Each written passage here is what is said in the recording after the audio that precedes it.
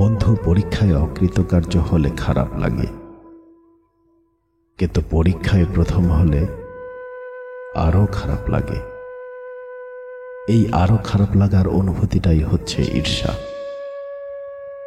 এই পৃথিবীতে এমন কোনো মানুষ নেই যার মনে ঈর্ষার উদয় হয় না। যে মানুষ বলে আমার কোনো ঈর্ষা নেই, সে সত্য কথাটি বলছে না। মানুষ যতই বিশুদ্ধ হোক না কেন, তার মধ্যে গোপনে গোপনে ঈর্ষার উদ্বেগ হবেই।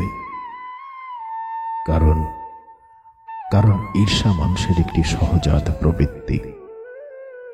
তবে বিশুদ্ধ মানুষরা ঈর্ষাকে অবদমিত রাখতে পারে, সাধারণ মানুষরা পারে না। সাধারণ মানুষরা মনের ভেতরে গোপন উদ্বেগ হওয়া ঈর্ষাকে লালন করে এটাকে করে আরো হৃষ্টপুষ্ট। ঈর্ষা অত্যন্ত সুচতুর একটা অনুভূতি। বেশিরভাগ ক্ষেত্রে মানুষের বাহ্যিক আচরণে এটা প্রকাশ পায় না। যে মানুষটা তোমার সাথে প্রতিদিন হাসি মুখে কথা বলছে, ভাব বিনিময় করছে, সুন্দর ব্যবহার করছে, সেই মানুষটি তোমার কোনো অর্জনে গোপনে গোপনে ঈর্ষার আগুনে পুড়ে ছারখার হয়ে যাচ্ছে।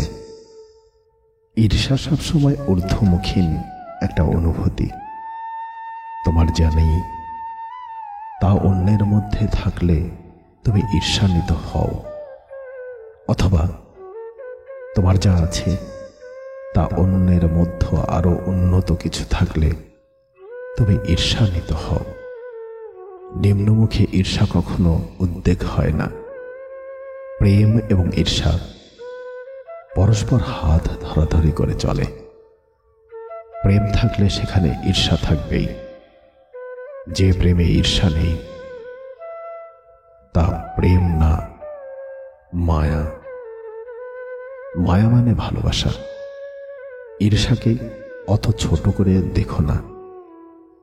মাঝে মাঝে ঈর্ষা ভয়াবহ রূপ নিতে পারে। ঈর্ষার লাগাম টেনে না ধরতে পারলে তা মানুষকে বিষণ্ণতায় ভোগাতে পারে। তিলে তিলে মানুষের মনে জন্ম নিতে পারে প্রতিহিংসা। প্রতিহিংসার জন্ম দিয়ে জ্বালিয়ে দিতে পারে রাজ্য, দেশ, মহাদেশ।